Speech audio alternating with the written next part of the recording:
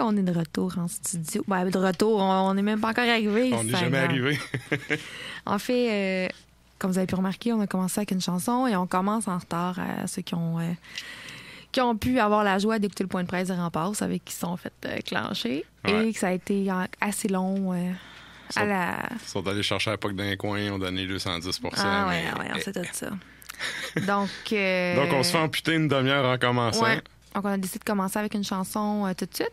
Et pour ceux qui n'avaient pas reconnu le band, c'est Agouri, donc band de Montréal, dans le Tech Death. Ils ont lancé leur nouvel album il y a... En fait, est-ce qu'ils l'ont lancé officiellement? Oui. Ben, je l'ai acheté. Ouais, mais c'était pas peut-être le pré-release. Non, il est show. sorti ça fait pas longtemps qu'il est sorti. Il est sorti en mars. Enfin. Ouais. Nouvel album d'Agouri qui s'appelle Elusive Golden Age. On a fait jouer la chanson Parallel Biospheres. Qui ont joué en spectacle aussi. Oui, donc parlant de spectacle, on est allé les voir jeudi passé à l'Anti. Donc on est allé... moi, j'ai assisté au deuxième band. Et en fait, j'ai manqué le premier, j'ai assisté au deuxième. Et Agouri. Puis voilà. Toi, t'as assisté seulement... Moi, j'ai juste vu le dernier groupe parce que, bon, je pratiquais, puis c'est ça. Fait que je suis arrivé juste avant qu'il commence. La vie étant ce qu'elle est. Exact. Donc... J'ai trouvé du parking pour une fois. C'est pas pour ça que t'étais en retard, ce fois-là. Ouais. Donc, c'était excellent show de la part d'Agouri. Deuxième band, c'était Démence, un groupe de musique qui me rejoint un petit peu moins, là. Je sais pas quoi dire d'autre, là. C'était pas bon, c'était juste pas dans mes cordes. C'était pas dans tes... Ouais, c'est ça. Ça arrive, tu sais. Ouais, ça arrive. Mais j'aimerais souligner la performance du drummer de Démence, qui est pas leur drummer habituel.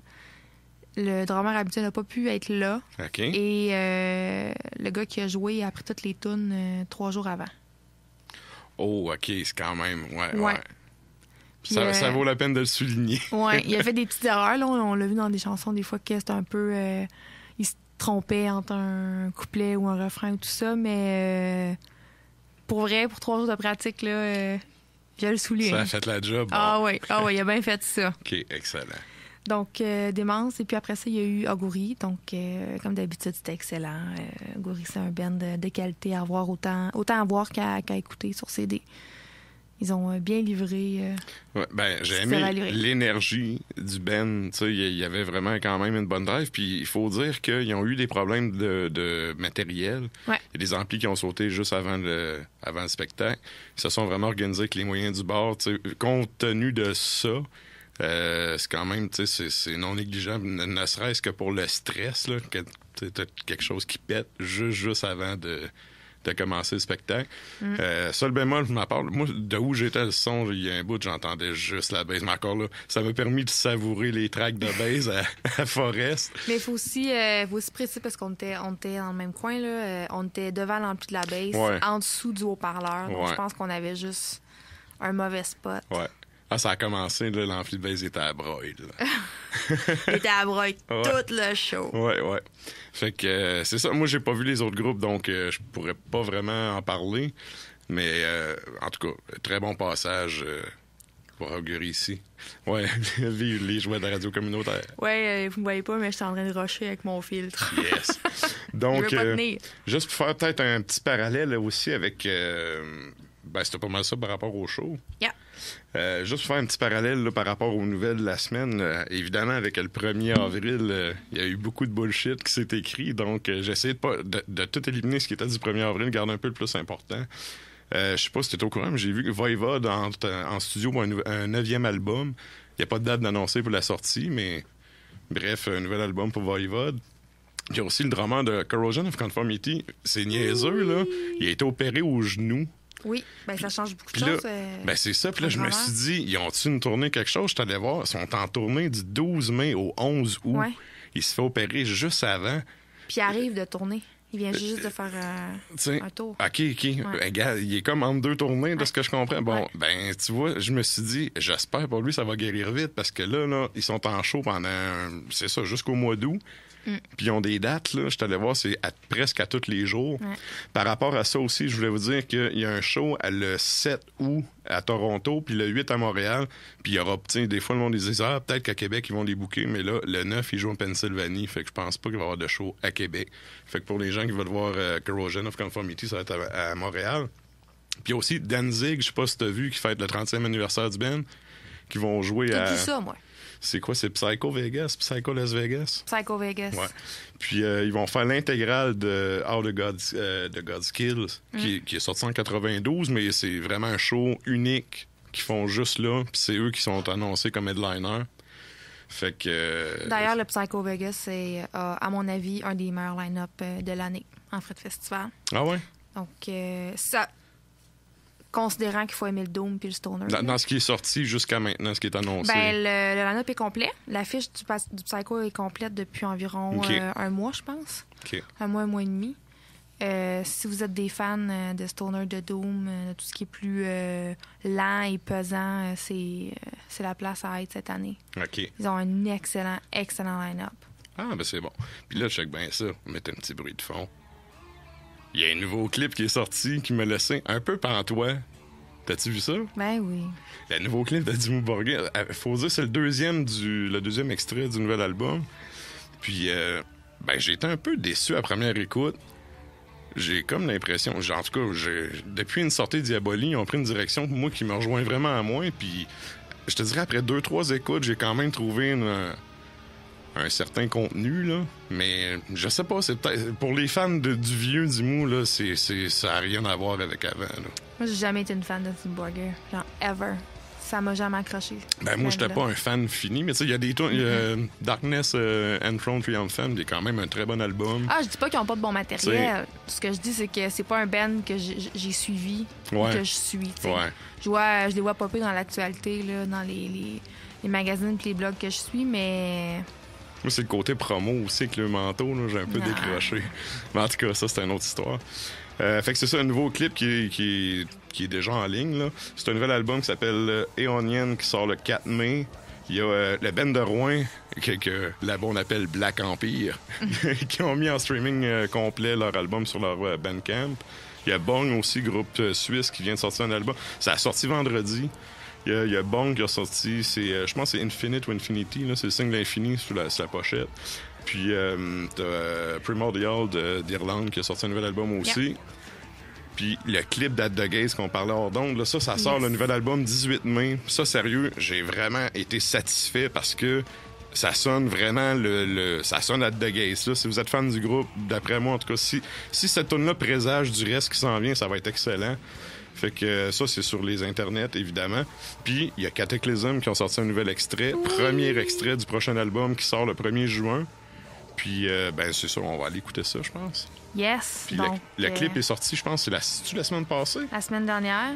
On peut pas le voir parce que j'ai mon hoodie, mais j'ai mon chandail des Cataclysmes ce soir pour leur rendre honneur. Je suis une grande fan de Cataclysme. Bon. Je les aime. Excellent. Donc, on part avec la chanson Guillotine. On y va avec ça, puis on vous revient. It only takes good men to do nothing.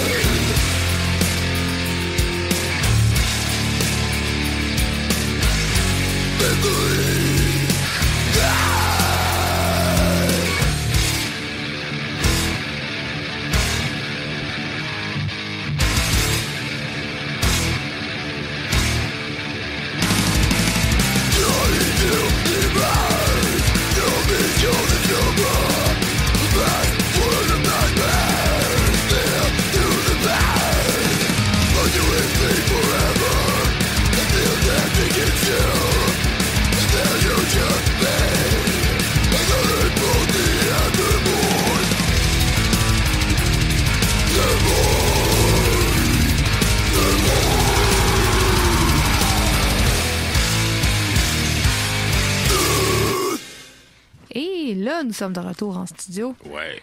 Après la nouvelle de Cataclysme, et après ça, on a entendu Chaotique avec la chanson Mentally Dead. Ouais, Chaotique est un groupe de Québec. On les salue. On les salue. Et c'est le moment à Simon. Oh oui. Ein Prosit, der Gemütlichkeit. Ein Prosit, der Gemütlichkeit. Salut Simon. Allô, ça va bien? Ça va toi? Yes, super. Yeah. Dans le fond, cette semaine, les bières que je vais vous présenter, là, le thème de l'émission, c'est des bands québécois. Donc moi, je vais vous présenter 3 bières de microbrasserie qui vont, dans le fond, ils vont utiliser beaucoup d'ingrédients québécois. OK. Parce que c'est pas toutes les microbrasseries, en fait, qui utilisent des ingrédients québécois. Là, ça se voit de plus en plus. Mais les 3 bières que je vous présente aujourd'hui, c'est des microbrasseries là, qui vont essayer d'en utiliser le plus possible. On pourrait commencer peut-être avec la première déjà. Ouais. OK. Dans le fond, c'est la microbrasserie Le Naufrageur.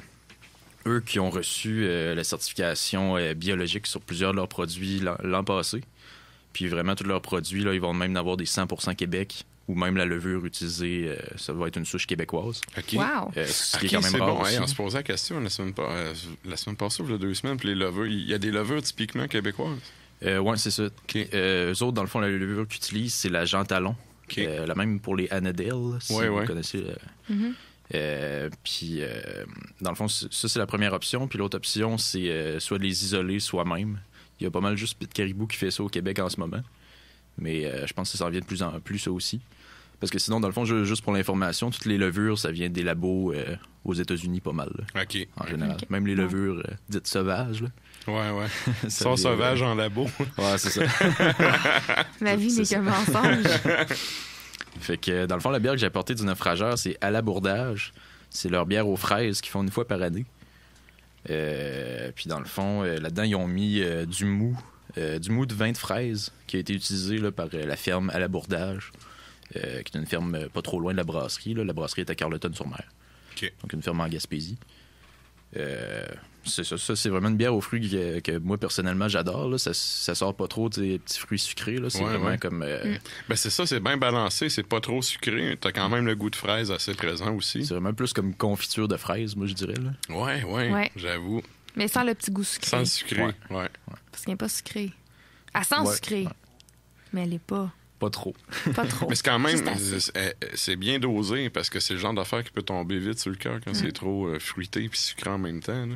Ouais. C'est une bière forte quand même aussi, elle est comme à 7,3, je pense qu'on disait tantôt. là. Ouais.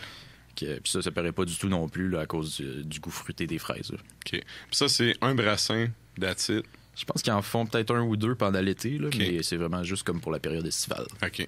Ouais, parce que c'est vraiment... c'est assez léger, malgré le 7,3 là. C'est assez léger, super bon. C'est une petite bière de terrasse. Est-ce que c'est disponible maintenant ou c'est un brassé l'année dernière? Ça vient de ressortir, dans le fond, là, pour Ok. cette année. Ouais. C'est À à aller écrire chercher. sur notre liste d'épicerie de la boîte à bière. Excellent. La deuxième, t'es allé avec les îles de la Madeleine? Exact. Eux autres aussi sont pas mal locaux, là, puis encouragés producteurs de houblon locaux puis de malt. Celle-là, je pourrais pas dire, en fait, là, s'ils ont utilisé un ingrédient... parce que souvent aussi, ils vont utiliser des ingrédients spéciaux, là, comme des herbes puis des épices Ouais. du terroir et tout.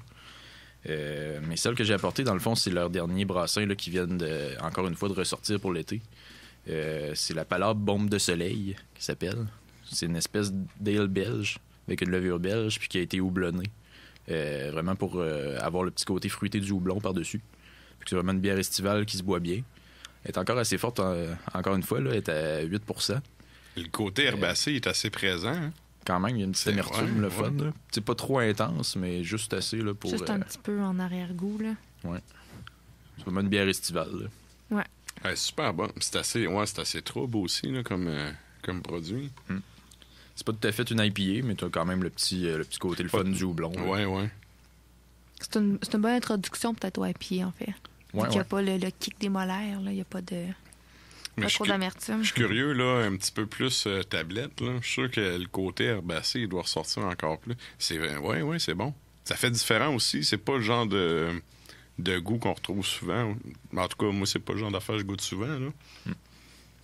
Excellent. La troisième, La c'était quoi? troisième qui est une... La troisième, c'est vraiment un classique. Là. C'est une bière qui peut se retrouver un petit peu partout. C'est la pale ale américaine des Trois Mousquetaires. Les Trois Mousquetaires, eux, dans le fond, ils essaient vraiment aussi là, d'utiliser le plus possible des ingrédients québécois. Puis dans celle-là, ils ont réussi à prendre 100% des maltes qui viennent du Québec. Puis ils ont mis du houblon cascade aussi québécois. OK. Donc c'est ça, là, une pale ale américaine, ça va être peut-être la coche en dessous des IPA. Là, donc une pale ale quand même assez houblonnée, mais pas aussi intense qu'une IPA, dans le fond. Mhm. Fait que tu vas vraiment avoir Un peu plus accessible, mettons, pour monsieur, madame, tout le monde. là. Ça aussi, je pense que ça pourrait être une introduction au IPA, mettons. OK. Mais c'est vraiment super bon en soi aussi. T'as toutes les qualités là, aromatiques du houblon, là, le pamplemousse, puis les fruits un peu comme ça. Là. Avec une bonne amertume quand même aussi. Ouais, t'as une finale en amertume assez intéressante aussi. Moi, je trouve qu'elle goûte un peu la pleure de pamplemousse. Ouais. C'est quand même cette Je sais pas amertume-là. Il y a des gens qui mangent la pleure de leur pamplemousse, mais ça goûte un peu comme ça. Je la mange pas tout le temps, mais en tout cas, passons. J'avais juste une joke grivoise, je la dirais pas. Non, fais-la Next. pas. Next.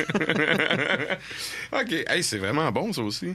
Fait que c'est ça. Fait que ces trois brasseries-là, dans le fond, là, naufrageurs à l'abri de la tempête, Trois Mousquetaires habituellement, justement, vont essayer de prendre des ingrédients locaux le plus possible. Là. Parce que c'est important d'encourager les microbrasseries locales, mais je pense aussi que c'est le fun quand ces microbrasseries-là encouragent eux-mêmes les producteurs là, de malt puis de houblon Ben oui. québécois. Ouais. Ben oui. Ah, puis sérieux, c'est... Moi, je reviens avec ça. Je n'avais déjà jasé un peu avec Vince dans une autre émission, mais il y a un marché grand ouvert pour les producteurs, là. Tu sais, faire pousser du houblon, là, tu vas tout le vendre, là. Il y a tellement de microbrasseries au Québec, c'est sûr, tu vas trouver acheteurs, là. Je comprends pas pourquoi que les agriculteurs québécois sautent pas là-dessus. C'est une manne qui n'attend qu'à être cueillie. Mais bon, Ben Ça- c'est souvent, mon opinion.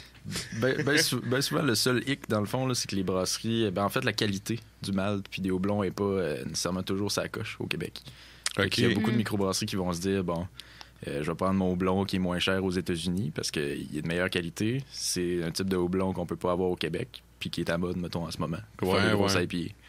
Fait que ça, mettons, c'est sûr qu'il va se dire, je négligerai pas la qualité de mon produit pour encourager plus québécois. Mais C'est ça, quand même Mais valable. ça revient à tu sais, si tu pratiques, tu sais, si tu te pratiques pas à perfectionner cette industrie-là, tu seras jamais de compétition, là. Exact. Tu sais, il faut commencer à quelque part, là. Je pense que ça s'en vient de plus en plus, en fait. Là. On a des bons exemples. Bien faire de plein air, il faut savoir comment le faire. Comme dirait Pérus. Non, mais c'est vrai, tu sais, s'il y a personne qui se lance là-dedans, c'est sûr que les États-Unis vont tout le temps rester meilleurs, là. Il n'y aura pas de compétition, mais en tout cas, moi, je pense qu'il y a un marché là-dedans. Ça reste à voir. C'est sûr que le côté prix, ça reste en air de la guerre pareil. Ça s'en vient, là, c'est sûr, dans les prochaines années, là, de plus en plus. Excellent. Donc, ces 3 bières-là, c'est tout disponible à boîte à bière Oui. en ce moment? Yes. Excellent. Donc, allez voir Vince puis Simon et les autres membres de votre équipe à boîte à bière. Yes. Moi, dans ma tête, là, il y a juste toi puis Vince à boîte à bière. Tu vas rester surpris si. Je le sais. On est quand même pas mal. J'ai comme une espèce d'idée que c'est juste vous deux. Moi, je tombe tout le temps sur Francis depuis un Francis, bout quand j'y vais. Ouais. Es-tu fin, lui? Oh oui, ils sont tous super fins. fin. Ils sont tous fins. OK. J'avais confiance de Simon. Donc, ben merci beaucoup, Simon. Ça fait plaisir, merci À vous autres. bientôt. Hey, merci. Good. Puis nous autres, ben, on va continuer en musique parce que, mine de rien, le temps file. Ouais, puis vu qu'on n'a pas beaucoup ce soir, On y va avec quoi? on enchaîne ça avec Hollow. On y va avec Moi, ça. je les aime, mes boys de Hollow. C'est des potes à moi, ils sont à Montréal. J'ai choisi leur chanson Landscape. Puis, c'est pas pire bon. Bon, ben, on y va avec ça en instant. Yes.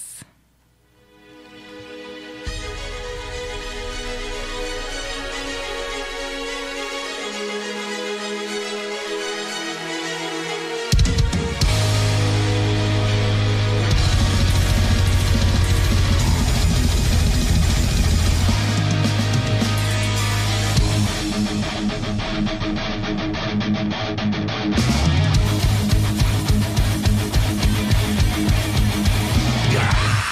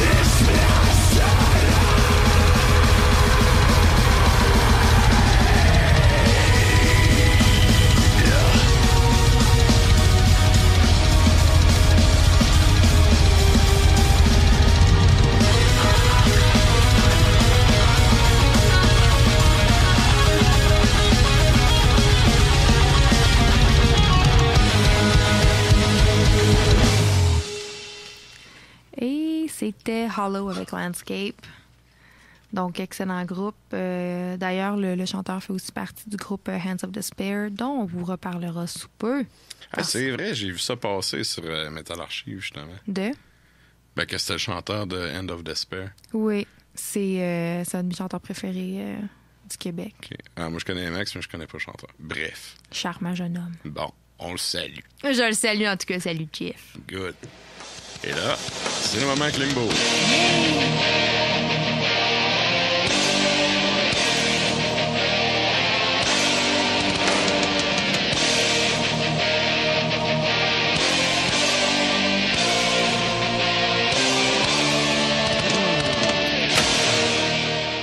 Salut, chef. Salut, Klimbo. Hey, salut mes beaux amateurs des remparts de Québec. Ça a l'air que les joueurs avaient trop mangé de petits cocos. Ça a de l'air. Je sais pas, moi, comme je te disais, je suis parti, c'était 2-2, je suis arrivé, c'était 7-3, je sais pas ce qui s'est passé, là, mais bon. C'est ce qu'on appelle une débandade. Exact. Donc, bref, avec tout ça, on s'est fait un peu amputer de notre temps, fait qu'on perdra pas de temps, puis on va y aller avec tes sujets à toi. Tu voulais nous parler de la bière de Behemoth qui est sortie récemment? Oui, la Baphomet. Et j'ai pas goûté encore. Je crois que c'est un stout, hein, je crois. Je confirme. Et puis elle semble délicieuse. Et ce qui est intéressant, c'est de voir que le groupe a réussi justement à nous amener le produit un peu partout au Canada. Je sais qu'à Montréal, on en a au pub de Pit Caribou. Je sais qu'il y en a à Québec aussi. Et moi, ce qui m'intéresse là-dedans, c'est justement le fait que le groupe ait pris ses responsabilités, s'est attaché à la ceinture du pantalon en se disant, on a des fans un peu partout dans le monde, ils veulent y goûter, let's go, faut que ça soit distribué. Parce que on s'entend que les groupes à l'effigie, les bières à l'effigie de groupes, il y en a de plus en plus. Puis là, t'aimerais goûter à la bière d'Anthrax, c'est impossible. T'aimerais goûter à la bière, par exemple, de Mastodon, c'est impossible. Mais tu t'aperçois que celle de Behemoth, un groupe polonais, tu peux y goûter au Québec. Celle de Cataclysm, tu as de la difficulté. Ça fait que je voulais lever mon chapeau à Nergal et ses copains. Oui, puis ils ont réussi à avoir quand même un bon réseau de distribution. Je sais, vite de même, je pense que pour avoir ça au Québec, là, c'est des bars qui l'ont en fût, là, mais pour l'avoir en bouteille, je pense que c'est la SAC qui aurait le... Elle n'est pas en fût. Elle n'est pas en fût? Elle est en bouteille. Non, elle n'est pas en fût. Ça veut dire qu'ils ont dû passer par une importation privée. Oui. Exactement, parce que j'ai vu bien du Dick Swing là, sur Capsule Bière, là, la page Facebook du monde puis sur les pages de métalleux du monde qui étaient fiers de montrer leur belle petite photo Instagram avec un beau filtre pour montrer la belle bouteille de Baphomet. Là. Elle avait l'air encore plus délicieuse.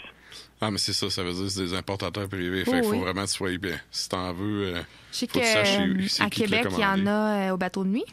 Oui. Puis il y en a aussi dans une autre, j'ai envie de dire au Maelstrom, mais peut-être que je dis des bêtises. OK. Mais c'est écrit de toute façon sur la page Facebook de Behemoth. OK. Ils ont toute la publication. Ah, excellent. De vrais pros. Moi, je l'ai pas essayé encore. Ça reste à voir. Exact. Tu voulais nous parler aussi de Faceless. De Faceless ou de Groupeless. Là, justement, le guitariste qui semble être un gars pris avec d'énormes problèmes de bière et d'égo... de bière, je pense juste à la bière. Énormes problèmes de drogue et probablement d'égo aussi. Tente de remonter la pente parce que là, il n'a plus aucun musicien avec lui. Il y a des dates de tournée où le groupe, écoutez, ils ont rempli des contrats. Ils doivent être au Rockfest de Montebello. Vont-ils être capables de le faire? Il semblerait que le guitariste serait capable de monter un groupe. Mais le problème là-dedans, c'est là que tu te rends compte qu'avec les années, comme on a déjà dit, sur la page de Metal Archive, là, tu vois justement, là, sur l'encyclopédie du métal, il y a tellement de musiciens qui ont joué avec ce groupe-là. Je pense pas que le problème soit les autres. Je crois que c'est surtout ce beau jeune homme de comment il s'appelle déjà, Michael Keane ou Michael O'Keefe. Et c'est ce qui nous amène à confirmer la phrase suivante. La drogue, c'est mal. Ben, tu sais, il y a un proverbe qui dit si ça sent la merde partout où tu vas, regarde en dessous de tes souliers. Je pense que c'est peut-être un peu ça, la situation dans le moment. Puis rendu là, je veux dire, sais, c'est le milieu des musiciens, c'est quand même un petit milieu, puis tout le monde se connaît. Fait, tu sais, il y a peut-être du monde qui aurait pu être intéressé, puis juste parce que, tu sais, de bouche à oreille, tu sais, ils en ont entendu parler, puis ils se sont dit, gars, moi, je le prends pas, le contrat, là. Genre de situation qui peut arriver aussi. Mais bon, ça reste à voir. Mais moi, je te dirais, il y a quand même une couple de tunes du band que j'aime, mais c'est... Je suis pas un fan en général, mais il y a quand même des tunes que j'ai trouvées intéressantes, là. Ouais. On verra ça aussi. T'es pas un gros fan de metal prog avec de fortes tendances à la masturbation sur le manche, toi, hein? Ça dépend à quoi. J'ai des passes, mais ça passe. Mais c'est ça. c'est juste des passes. Exact. Puis, mais c'est un dossier qu'on va se garder ouvert. L'évolution ou la non-évolution du groupe de Faceless. Moi, là, c'est un peu un léger téléroman. Ce qui se passe dans leur vie, là. Ça m'intéresse. Et pour revenir au terme de prog, là, j'ai l'impression que prog, c'est comme rock. C'est une espèce de sac à fourre-tout, là. Des fois, il y a du monde qui disent qu'ils font du prog, puis tu te dis, où la ligne, tu sais? Du dead prog, du rock prog. Steven Wilson te dirait qu'il n'y en a pas de ligne dans le prog. Ben, gars, c'est ça. Mais tu sais. En tout cas. Non, mais c'est ça qu'il m'a dit, moi. Éventuellement, en tout cas, ça pourrait être un sujet à garder en banque. Bref. Tu voulais nous parler aussi de Flesh God Apocalypse qui a été victime de vol.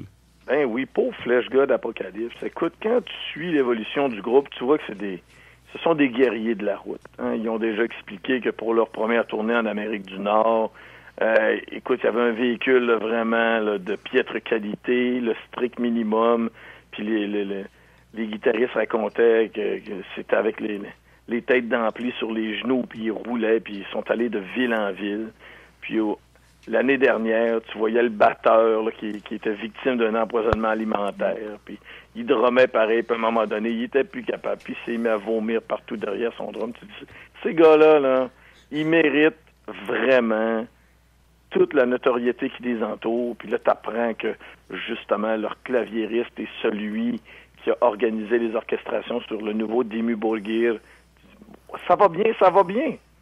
Et là, on apprend hier que le groupe est en Suède, et ils sont pas juste fait voler des cases de Git, là. Ils sont toutes faites voler. Tout le gear, tout, là, même le backdrop. Tu sais, là, une razzia complète de A à Z. Mais ça, là, c'est pas la première fois que ça arrive, ça. Il y a beaucoup de bands que ça arrive. Je me souviens, Fear Factory, dans les années 90, il s'était fait vider 17 trailers de vannes 53 pieds. Hey, premièrement, c'est sport et 17 trailers, je sais pas que ça t'amène, là. Mais c'est que... Tu sais, puis en même temps, en tout cas, faut que tu sois organisé pour faire des vols comme ça, là. Oui, écoute, c'est un réseau organisé. Puis moi, je sais que durant, mettons, les 10 dernières années, Montréal était une plaque tournante face au vol, là. Il y en avait énormément dans le coin, puis c'est un réseau très organisé. Des gens qui spottaient les hôtels où tel artiste dormait. Il y a Mike Watt qui avait joué à Osheaga. Il jouait de la basse pour Iggy Pop, puis ils se sont fait voler leur gear aussi parce que la camionnette était stationnée près de l'hôtel. Puis justement, tu te rends compte que c'est du monde, là. C'est pas des 3-4 crottés ou des crackheads qui volent un case de guide pour aller vendre ça au pawn shop au comptant.com, là. C'est vraiment un réseau organisé. Oh oui, oh oui. En tout cas, je sais pas quoi dire à ça. Sérieux, là, je m'imagine si ça m'arrivait en tournée, là. Je serais tellement... Je peux même pas dire le mot en nom. Mais tu sais, par après, t'as le groupe qui dit OK, guys, si vous voulez nous encourager, cliquez sur ce lien pour aller sur notre site où on vend de la merch, puis achetez-nous des t-shirts, ça nous ferait du bien. Tu dis, man, aïe aïe, t'es en Suède, puis tu penses que c'est comme ça qu'on va vraiment pouvoir t'aider. T'as le goût de le prendre dans tes bras, d'y flatter les cheveux, puis en lui disant, lâche pas mon chum, on va t'organiser ça. Ne serait-ce que se racheter du gear, là.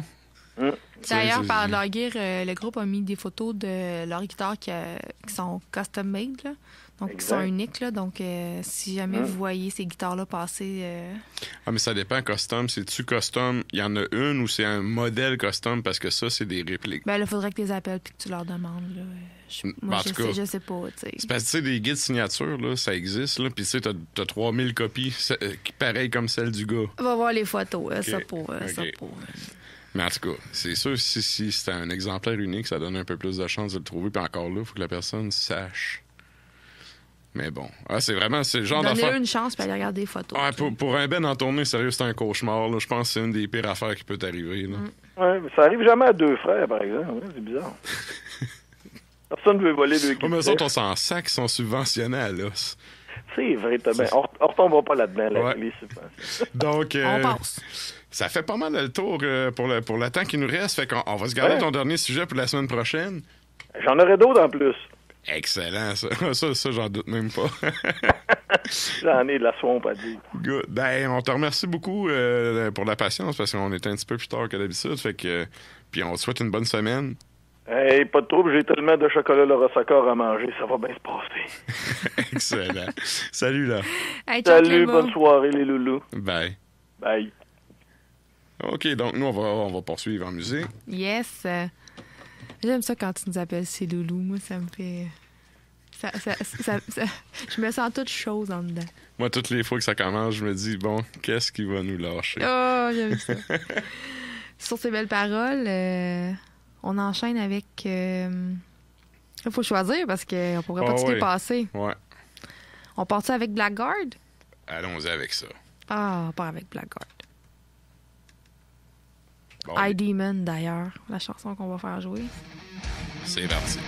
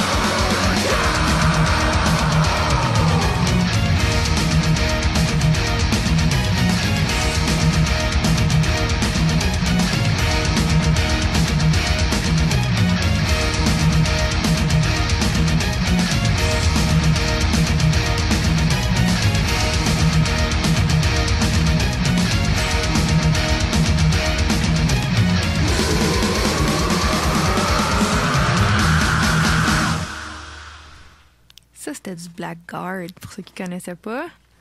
Donc, c'est un band qui... Ça vient-tu de Montréal, ça? Ça venait... Parce que c'est en tout cas, je sais pas s'ils sont juste sur un hiatus ou si ils ont juste arrêté d'exister, là, mais le band ne joue plus et il venait de la rive sud de Montréal. OK. Ah, excellent. Ils ont la très excellente Justine Etier comme drummeuse. Puis je sais qu'il avait fait beaucoup de spectacles, il y a à peu près peut-être 4-5 ans. Il s'était pété pas mal de tournées. Je sais pas si on refait de quoi depuis. Là. Non. Non, OK. En tout cas, je ne crois pas. OK. Donc, 2 secondes. Hey, j'ai de la musique des jingles à soir. C'est parti.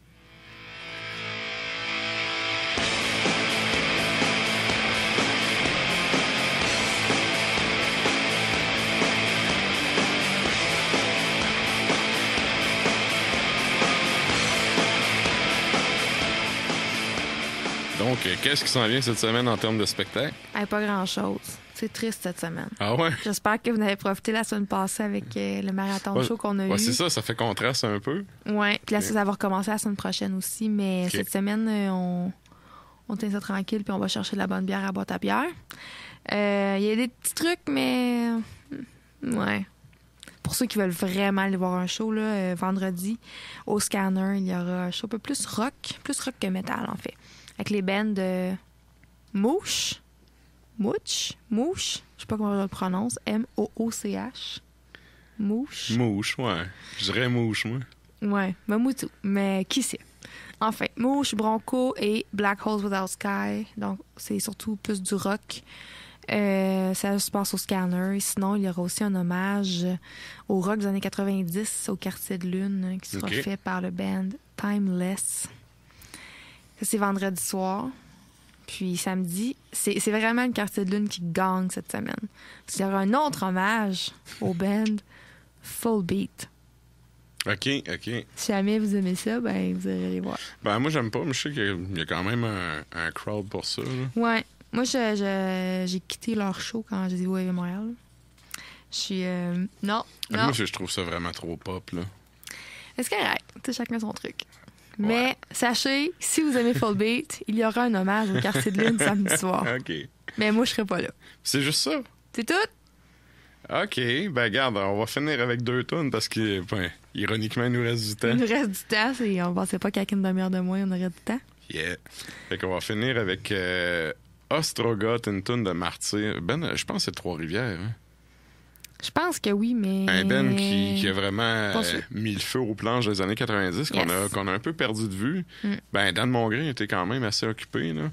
Il s'est ramassé... c'est lui qui faisait Notre-Dame de Paris après... Ah oui? Ouais. Dans le fond, c'est l'ancien guitariste d'Éric Lapointe qui était comme le directeur artistique là-bas. Puis quand lui, c'était Jeff Lapointe, c'est ça? Quand lui est parti, c'est Dan Mongrain qui a pris ça. OK. Puis Dan Mongrain, il est prof de musique, je pense, au cégep de Drummondville. Puis je sais pas. Il jouait avec Voivode. Okay. Bref, il est occupé. Il est tellement occupé. Okay. Martyr, on n'entend plus parler. Je sais même pas si le Ben existe encore. Mais je me rappelle qu'à une certaine époque, c'était un Ben qui faisait vraiment bouger et qui faisait vraiment déplacer beaucoup de monde dans les spectacles. Fait qu'un petit succès souvenir comme ça. Nice. Puis on va finir ça avec, je sais pas, on met quoi après? Ah, c'est moi qui décide? On fait-tu jouer Perfect Murder? OK. Body and Blood, qui est un band de... J'ai envie de dire Chicoutimi. Je suis en train de bête. Yes, c'est moi qui j'ai fait le dire. Chicoutimi? J'ai envie de dire Chicoutimi. Dis Saguenay. Il semble que oui. Ça va vexer personne. Mais peut-être que je dis des bêtises, là. Vous me corrigerez si j'ai tort. Bref, on y va avec ça, puis on vous dit à la semaine prochaine. Yes. Salut. Ciao.